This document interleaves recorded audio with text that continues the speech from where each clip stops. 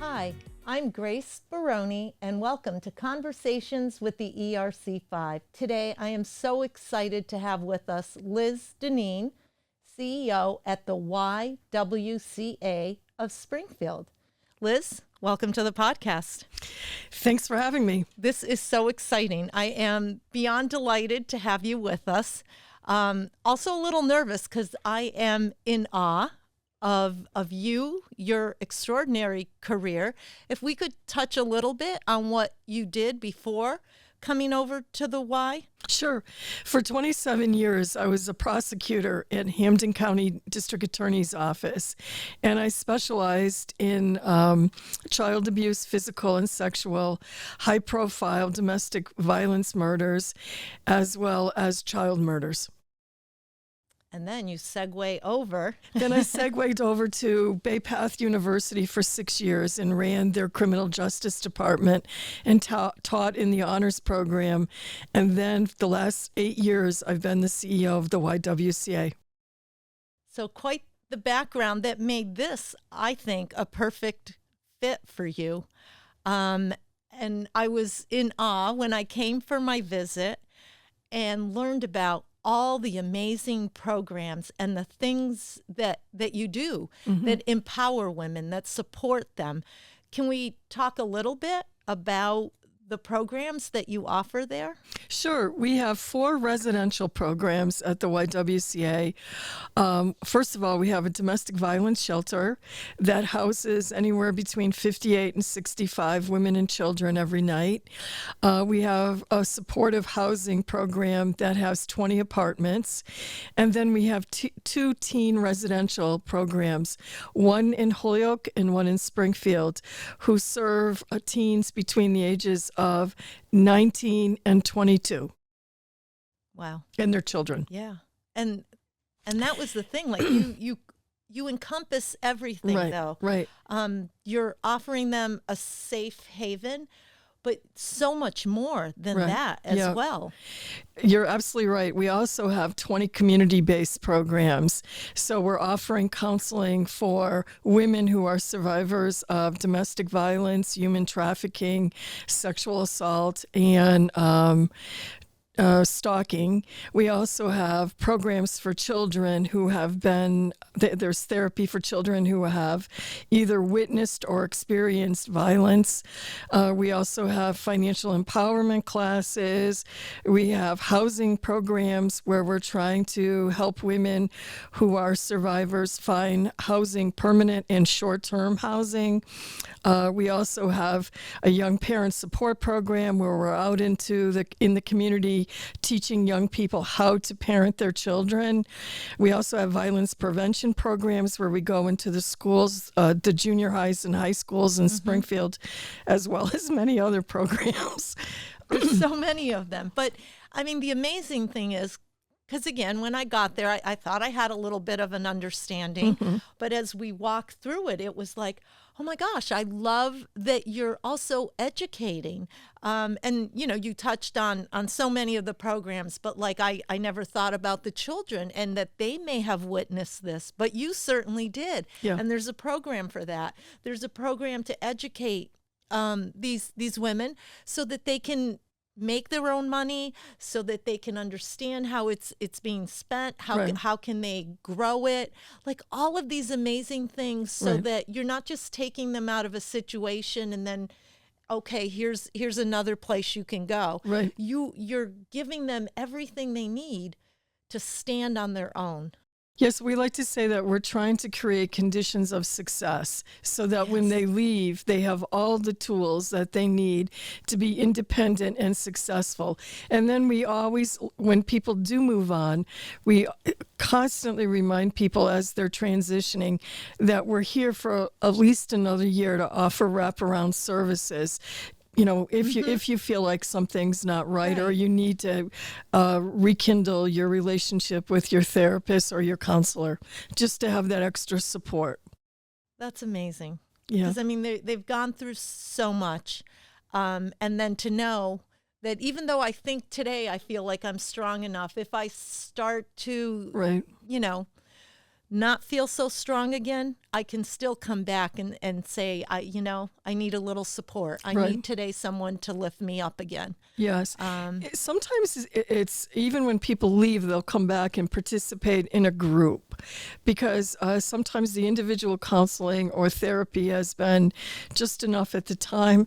And then the group provides an incentive to kind of keep coming and connecting and realizing that there's other women out there like you who have been in a horrible situation, but who are also succeeding and moving on. So they get that support from each other too. That's great. Yeah. So you have all these programs. How do you fund all of the amazing work that you do? So we're very fortunate that we have a number of grants from the Department of Justice, particularly the Office of Violence Against Women, who have been huge supporters of the YWCA. So that's federal money. We also have federal money coming from HUD to help for our housing programs. We have state money from the Department of Public Works, Public Health, and DCF, the Department of Children and Families, and then DTA, Department of Transitional Assistance from this. So those are our big state funders. And then we're very fortunate that the cities that we serve in, like Springfield and Westfield, Holyoke, give us funding also to run programs. Thank goodness. Thank God. 'Cause I was going to say it takes a lot of funding and a Yeah. lot of support, I Right. would imagine, from local businesses. Yes, we also, we also have funding from foundations, like the Beveridge Foundation, the Community Foundation, the Davis Foundation.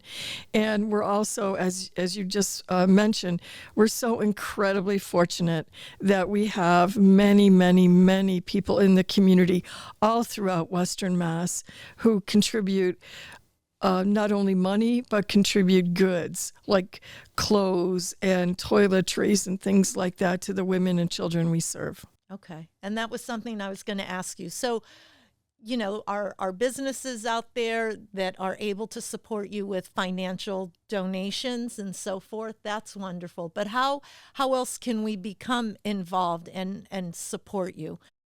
That's a great question. We actually have like book clubs. And then running clubs and then high school clubs, and then college teams, churches, all different types of organizations throughout Western Mass who kind of adopt us.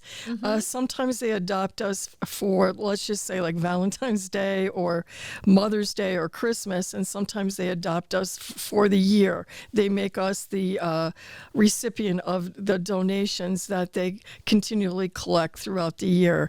So those donations are so important because especially women who come to the YWCA seeking shelter usually come with just the clothes on their back because they're leaving a situation that is extremely dire for them. And they're, in order to get into the shelter, you have to be in imminent danger of bodily harm or death.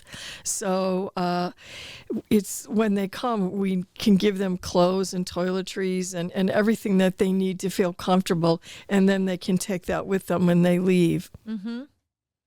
Now, when you said that, I'm like, oh my gosh, because I think about my book club.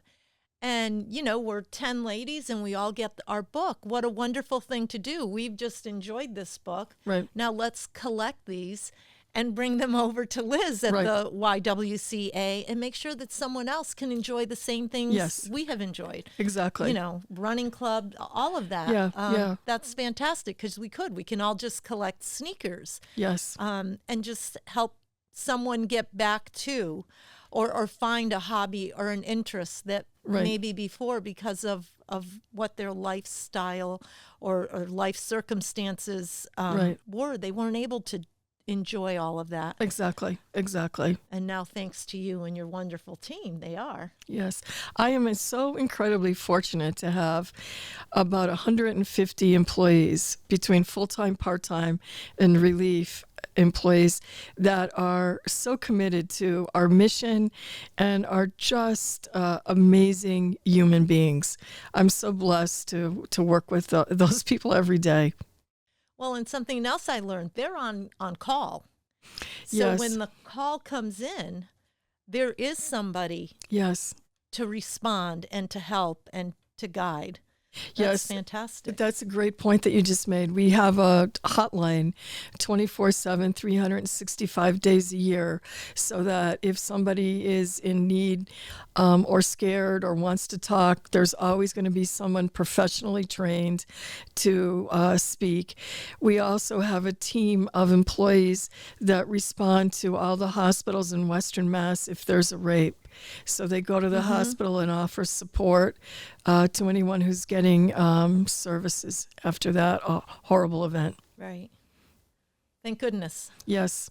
Thank goodness for the amazing team that you've Right. gathered. Yeah. Yes. Because, we imagine it and we can't even fathom. And you have this incredible staff that says, I'm there for you, and, Yes. and is there to hold someone's hand and guide them through the darkest times. I agree. So, Yes. thank you so much for that. Very excited. You had your first golf tournament Yes, we did. to raise funds, and I know you're doing a run. Yes, on September 29th, a Sunday at Ashley Reservoir in Holyoke, Sheriff Nick Kochi, who's a dear friend of mine, is partnering with us. So it's his event, the Sheriff Shuffle, and they're raising money in support of the YWCA. So that's a run walk, and it starts at 10 o'clock. And if you'd like to sign up for that, it's just look for the Sheriff Shuffle online. And again, all the money raised will be going to the YWCA, so it's fantastic. And it's also a beautiful, beautiful venue. It's a great location, great way to spend the morning, the afternoon Right. with folks and raise money for a wonderful cause. And I would like to say that the shuffle, when the tournament was up, we had all of that on our website, so people can go to the events calendar, and there'll be a link there at ERC5.com that will get them to the event. Thank you. And I encourage everyone to come out, because we need to support you and your team so that we can have these amazing services and programs Right. to help those women out there that find themselves in some of these dark places, and it's not by choice. Right. Right. These things happen, and we need to be there to support them and lift them up. Absolutely. I Yes. thank you so much for joining us today. Thank you. If our audience wants to get in touch with you, website would be the best way to do that. Yes, and we're also located on One Clough, Clough Street in Springfield, which is right on the border of East Long Meadow and Springfield. And it's at the very end. We have a 13-acre campus, so if you'd like to come and make a donation or have a tour, give us a call. Yeah, I encourage everyone to do that, because it really, it was very eye-opening. I thought it was just fantastic. And then getting the tour was amazing. Thank you so much for all that you do for the community and to empower women. Thank you very much. It's a pleasure having you with us, Liz. It was a pleasure to be with you also, Grace. Thank you. Thank you for joining us for today's Conversations with the ERC5. If you'd like to be our next guest on the podcast, go to our website at ERC5.com and you can sign up there.